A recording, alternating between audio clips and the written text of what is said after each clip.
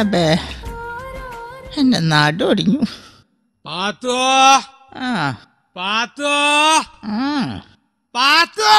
തുടങ്ങി മനുഷ്യന്റെ ലേലം വിളി. ഒരു നേരം വെറുതെ ഇരുത്തൂലാന്നേ.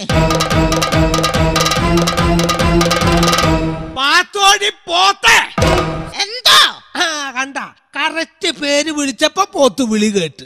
എടി ഒരു ഗ്ലാസ് ചായക്കും വേണ്ടി എത്ര നേരം ഞാൻ അവിടെ കുത്തിരിക്കണടി. ഏതോ മനുഷ്യനെ നിങ്ങളാ അടുക്കള വഴിയല്ലേ ഈ പിന്നാമ്പുറത്തേക്ക് വന്നത്? ഇവിടെ വരെ വരുന്നതിന്റെ പകുതി വഴിയല്ല അടുക്കളയിലേക്കുള്ള. അവിടുന്ന് ഒരു ഗ്ലാസ് ചായ എടുത്ത് കുടിച്ചാ നിങ്ങളുടെ കയ്യില് വാച്ചൂരി പോവോ? അത് ശരി. അപ്പൊ എന്താ റെസ്റ്റ് എടുക്കുക? അല്ല മനുഷ്യനെ, മരിക്കാൻ പോണേന് മുമ്പ് കുറച്ച് ശ്വാസം എടുക്കുക. ഒന്ന് ശ്വാസം വിടാൻ പോലും സമയമില്ലാണ്ടിരിക്കാൻ എന്ത് മലമറക്കണ പണിയാടി എനിക്കിവിടെ. ഇതില് നല്ലത് മല മറിക്കണ. ഞാൻ ഈ കുടുംബത്തെ ചെയ്യണ പണിയൊക്കെ പിന്നെ നിങ്ങളാ ചെയ്യണേ. ഈ ചെയ്യണ പണിയൊക്കെ ഞാൻ ചെയ്യാടി. ഞാൻ ചെയ്യണ പണിയൊക്കെ ഇജ്ജ് ചെയ്. അതിന് നിങ്ങൾക്ക് എന്താ എത്ര വലിയ പണി? വീട്ടിൽ നിന്ന് പള്ളിയിലേക്കും പള്ളിയിൽ നിന്ന് വീട്ടിലേക്കും തേരാപാര നടക്കണതാ. പിന്നെ ഇന്റെ കടയിൽ ഇരിക്കോടി. ഒരു കട, ആർക്കും വേണ്ടാത്തൊരു മുറുക്കാൻ കടയില് വല്ലപ്പോഴും 2 നാരങ്ങ പിഴിയണം. ഇതപ്പോ എത്ര വലിയ പണി? ഇന്ന് ആ നാരങ്ങ ഞാൻ പിഴിയാ. ഇന്റെ നാരങ്ങം കൂടെ പിഴിയാലോ. ഇന്നെ പിഴിഞ്ഞ് ഈ കോലത്തിലാക്കിയില്ലോ. എടി ചെമ്മീൻ തുള്ളിയ മുട്ടോളം പിന്നെയും തുള്ളിയാലോ ചട്ടിയില. അതുകൊണ്ട് ഈ ഒരു കാര്യം ഓർത്തോ, പെണ്ണെന്നും പെണ്ണ. എന്ന് വഴക്കുണ്ടായാലും നിങ്ങൾ പറയണ കേക്കാലോ. പെണ്ണെന്നും പെണ്ണ, പെണ്ണെന്നും പെണ്ണാന്ന്. പെണ്ണെന്നും പെണ്ണെന്നെ. എന്താ ഞങ്ങള് പെണ്ണുങ്ങൾക്ക് ഒരു കുറവ്? അങ്ങനെ ഉണ്ടെങ്കിൽ തന്നെ 2 എണ്ണത്തിന്റെ കുറവുള്ളൂ. ഒന്ന് താടിയുടെയും ഒന്ന് മീശയുടെയും. പേടിപ്പിച്ചു. എടി ഹമുക്കെ, ഭാര്യയും ഭർത്താവും എന്ന് പറഞ്ഞ ഒരു വണ്ടിയുടെ 2 ചക്രങ്ങളാ. അതിൽ ഒരെണ്ണം പഞ്ചറായ മതി, പിന്നെ വണ്ടി ഓടില്ല.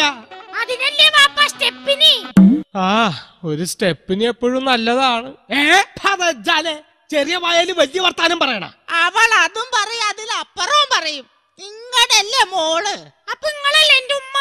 കടന്ന് പൊയ്ക്കയ്യോ അവിടുന്ന്, അല്ലെങ്കിൽ ഇപ്പൊ കിട്ടും. അന്നെന്തിനാണ് ഇതിന്റെ ഇടയിലേക്ക് കെട്ടിയെടുത്ത്? ഞാൻ എത്ര നാളായി വാപ്പാനോട് ഒരു മൊബൈൽ മേടിച്ചു തരാൻ പറയണു. കുളി പഠിക്കണ എനക്കെന്തിനാണ് ഈ മൊബൈല്?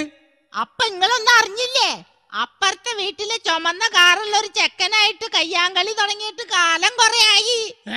ഇനി മൊബൈലും കൂടി മേടിച്ചു കൊടുത്താ ഓഫറിന്റെ കളിയായിരിക്കും. എന്തോഫർ? ഓന്റെ കൂടെ ഒളിച്ചോടുന്നു. അത് ശരി, അന്ന കുഴപ്പമില്ല. ഒളിച്ചോടുച്ചെങ്കിൽ ഞാൻ ഓൾക്കൊരു മൊബൈല് മേടിച്ചു കൊടുക്കാം. എന്ത് പ്രാന്താ മനുഷ്യങ്ങൾ പറയണേ? ഒരു മൊബൈലിന് 999 ഉറുപ്പ്യയുടെ ചെലവല്ലോ. ഇല്ലെങ്കിൽ 916ന്റെ സ്വർണം കിട്ടണമെങ്കിൽ ലക്ഷങ്ങൾ എത്ര മുടക്കണം? അപ്പൊ മൊബൈലല്ലേ ലാഭം? കേട്ടവളെ കുന്നു കുഴിച്ചുകൂടും ഞാൻ. അവളുടെ മൊബൈലി അതിനെങ്ങനെ ഉമ്മ വെയില് ചാടിയ മോള് മതില് ചാടൂലോ. എന്റെ അല്ലേ മോള്? അപ്പൊ നിങ്ങളല്ലേ എന്റെ വാപ്പ? എന്നാണ് എന്റെ വിശ്വാസം. അത് അന്ധവിശ്വാസം ആവാ. ഇനി ഒരു നിമിഷം ഞാനിവിടെ നിൽക്കില്ല. പണ്ട് വഴക്ക് മാത്രമേ ഉണ്ടായിരുന്നുള്ളൂ. ഇന്ന് നിങ്ങൾ എന്റെ ചാരിതാർത്ഥ്യത്തെയാണ് സംശയിച്ചിരിക്കുന്നത്. ചാരിത്രത്തെ? അതിനെയാണ് സംശയിച്ചിരിക്കുന്നത്. നിങ്ങൾ മനുഷ്യനല്ല, മൃഗാണ് മൃഗം. ഞാനൊരു പുരുഷനാണ്.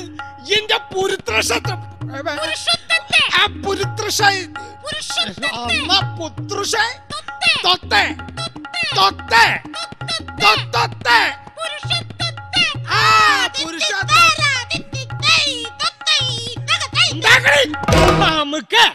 ഈ പോയി എന്നെ കളിയാക്കാനും തുടങ്ങിയില്ലേ? എന്നെ ഞാൻ ഇട്ടിച്ച് കാലക്ക് അരച്ച് കുടിച്ച് തലാക്ക് ചൊല്ലി ഒരു നിയമ നടപടി ഉണ്ടാക്കിയില്ലെങ്കിൽ എന്റെ പേര് കുഞ്ഞിക്കാതറ് നല്ല. ഞങ്ങള് പെണ്ണുങ്ങൾക്ക് നീതി കിട്ടുമെന്ന് ഞാനൊന്ന് നോക്കട്ടെ. എന്റെ നേരെ മെക്കെട്ടുകാരന് മഹിളാ സമാജത്തിനൊരു പരാതി കൊടുത്ത് നിങ്ങളൊരു പാഠം പഠിപ്പിച്ചില്ലെങ്കിൽ എന്റെ പേര് കുഞ്ഞിപ്പാത്തൂന്നല്ല. കാണാടി കാണാ. അങ്ങനെ തന്നെ ഞാൻ പേര് മാറ്റൂല.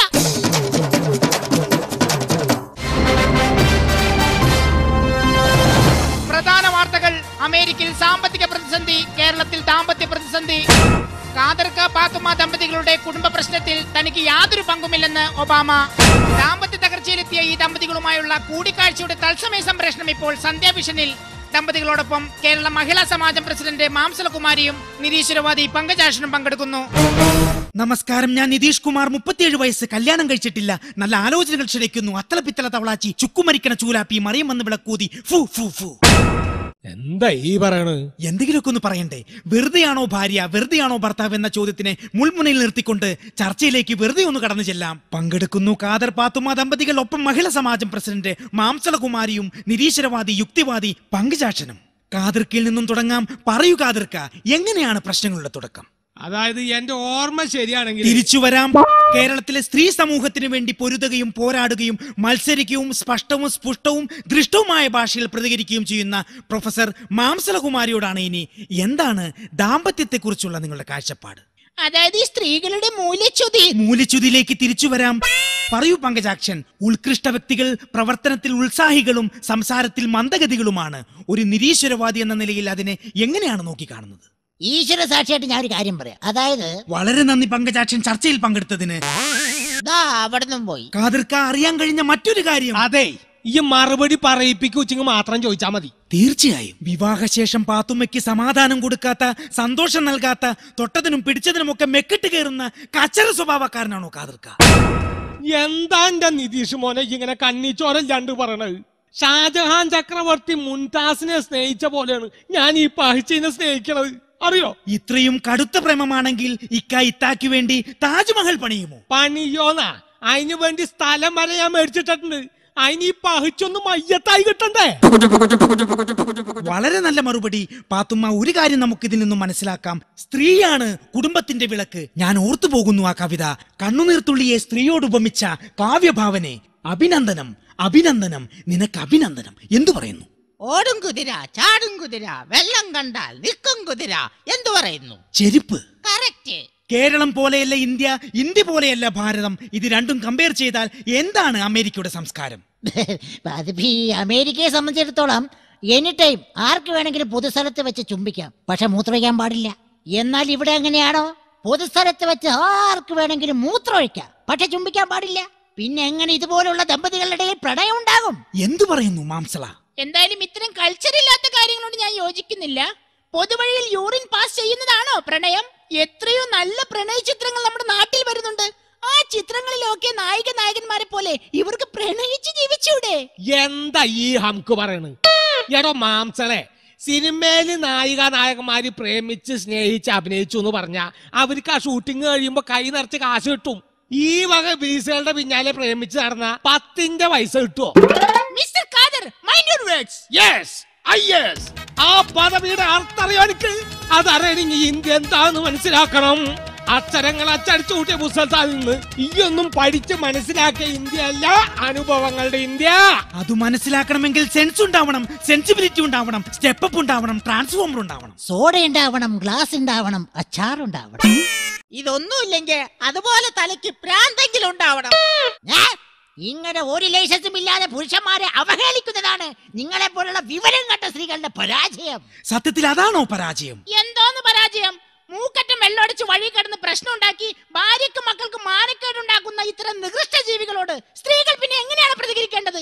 ഇനി സ്ത്രീകളെ അടക്കി ഭരിക്കാൻ ഒരു പുരുഷന്മാരെയും അനുവദിക്കുന്ന പ്രശ്നമില്ല. മിസിസ് മാംസളം, പുരുഷന്മാരെ ഇങ്ങനെ അടച്ചാക്ഷേപിക്കരുത്. അടച്ചല്ല, നിങ്ങളൊക്കെ അടിച്ചാണ് ആക്ഷേപിക്കേണ്ടത്. എന്തിനധികം പറയുന്നു? നിങ്ങൾ ഏതൊരു പത്രവാർത്തയും എടുത്തു നോക്കൂ. വിവാഹം കഴിഞ്ഞ ദിവസങ്ങൾക്കകം അവിടെ ഒരു സ്ത്രീ സ്റ്റൗ പൊട്ടി മരിച്ചു, ഇവിടെ ഒരു സ്ത്രീ സ്റ്റൗ പൊട്ടി മരിച്ചു. എവിടെയെങ്കിലും ഒരു പുരുഷൻ സ്റ്റൗ പൊട്ടി മരിച്ചായി നിങ്ങൾ കേട്ടിട്ടുണ്ടോ? കേട്ടിട്ടുണ്ടോ പങ്കജാക്ഷൻ? അവളുടെ ഒരു സ്റ്റൗ തെങ്ങിന്റെ മേളിൽ നിന്ന് വീണ് പുരുഷൻ മരിക്കുന്നു, ഇലക്ട്രിക് പോസ്റ്റിന്റെ മുകളിൽ നിന്ന് വീണ് പുരുഷൻ മരിക്കുന്നു. എപ്പോഴെങ്കിലും ഇതിന്റെ ഒക്കെ മേളിൽ നിന്ന് വീണ് ഏതെങ്കിലും ഒരു സ്ത്രീ മരിച്ചിട്ടുണ്ടോ? ഫോർ എക്സാമ്പിൾ, എത്രയെത്ര ആനപ്പാപ്പന്മാർ ആന ചവിട്ടി മരിക്കുന്നു. ഇതുവരെ ഏതെങ്കിലും ഒരു ആന പാപ്പി ആന ചവിട്ടി മരിച്ചിട്ടുണ്ടോ? എന്നിട്ട് അവളൊരു തുരുമ്പ് പിടിച്ച സ്റ്റൗവുമായി വന്നിരിക്കുന്നു. ഇവളുടെ പല്ലടിച്ചു ഒഴിക്കാൻ ആളില്ലാണ്ടാണ്. ഇങ്ങോട്ട് വാട അടിച്ചു ഒഴിക്കാൻ. എന്റെ കൈ രണ്ടും ചന്തയ്ക്ക് പോകും. ഇതുപോലെ ചന്ത വർത്താതെ പറയൂ. അത്രക്കായോ? ചർച്ച വഴി തെറ്റുന്നു, വാക്കുകൾ അതിര് കടക്കുന്നു, കാക്കയും താത്തയും കണ്ണു തള്ളുന്നു, മൊത്തത്തിൽ കുളമാകുന്നു. നിന്ന് കഥാപ്രസംഗം പറയാതെ ഇങ്ങോട്ട് മാറി നിൽക്കണ. ഇയാളെ രണ്ട് പൊട്ടിച്ചാലേ എനിക്ക് സമാധാനം കിട്ടുള്ളൂ. കൊല്ലം കുറെ ആയി ഈ കാലം ഞാൻ സഹിക്കാൻ തുടങ്ങിയിട്ട്. എന്നെ സഹിക്കണമെന്നാ? നിന്നെ പോലൊരു ഭൂതനെ ഇത്ര നാൾ സഹിച്ച എന്നെ ഭൂവിട്ട് പൂജിക്കണം. നിനക്കറിയോ നിതീഷ്, ഈ പിശാച് ഒപ്പിടാത്തത് കൊണ്ടാണ് ഞങ്ങൾ ഇപ്പോഴും ഡൈവോഴ്സ് ആവാതെ നടക്കുന്നത്. ഭാര്യയാണത്രേ, ഭാര്യ. ഒരു ഭർത്താവ് വന്നേക്കണ് അലവലാതി. നിർത്തണേ. അയ്യയ്യയ്യയ്യയ്യേ, ഒരു വിധം ഫാമിലിനെ ഞാൻ കണ്ടിട്ടുണ്ട്. ഇതുപോലൊരു കൂതറ ഫാമിലിനെ ഞാൻ എന്റെ ജീവിതത്തിൽ കണ്ടിട്ടില്ല. ഇവറ്റകളൊക്കെ വെച്ച് നോക്കുമ്പോ പാത്തുമ്മ, നമുക്ക് സ്വർഗല്ലേ സ്വർഗം. പറയാനുണ്ടാക്കാതിരിക്ക, ഇത് മഹിളാ സമാജല്ല, ലഹളാ സമാജ. അങ്ങനെ പറയ്. ഇതിന്ന് എന്തായാലും ഒരു കാര്യം നമുക്ക് മനസ്സിലായി. നമ്മുടെ പ്രശ്നം തീർക്കാൻ ഒരു മഹിളാ സമാജത്തിനും പറ്റില്ല, ഒരു സാഹിത്യകാരനും പറ്റില്ല, ഒരു ചാനലുകാരനും പറ്റില്ല. നമ്മൾ എന്നെ വിചാരിക്കണം. മനസ്സിലായാ? അപ്പൊ ഞങ്ങളൊന്നായി, നിങ്ങള് തമ്മിൽ എന്താണ് ഞാൻ ആയിക്കോ ചർച്ച മതിയാക്കി ഒരു പാട്ടകട് ഇടോ. മഞ്ഞിൽ കുളിക്കും രാവേറെയായി നിന്റെ മെയ്യിൽ ചന്തം വാചാലമായൊരു മോഹം നെഞ്ചിൽ തേരോട്ടമായി മണിത്തത്തമ്മേ. ഇതിൽ നിന്നും ഒരു സത്യം നമുക്ക് മനസ്സിലാക്കാം. ഏതൊരു കുടുംബത്തിനും ജീവിത വിജയം വേണമെങ്കിൽ സ്ഥിര പരിശ്രമത്തെ ആത്മമിത്രമായും അനുഭവത്തെ ഉപദേശിയായും മുൻകരുതലിനെ ജ്യേഷ്ഠനായും മഹത്വത്തെ രക്ഷിതാവായും എടുക്കണം. അങ്ങനെയായാൽ ഒരു ഭാര്യയും ഒരു ഭർത്താവും വെറുതെ ആകില്ല. വഴക്കുകൾ അവസാനിക്കുന്നു. നിതീഷ് കുമാർ, സന്ധ്യാവിഷൻ. മഞ്ഞിൽ കുളിക്കും രാവേറെയായി നിന്റെ മെയ്യിൽ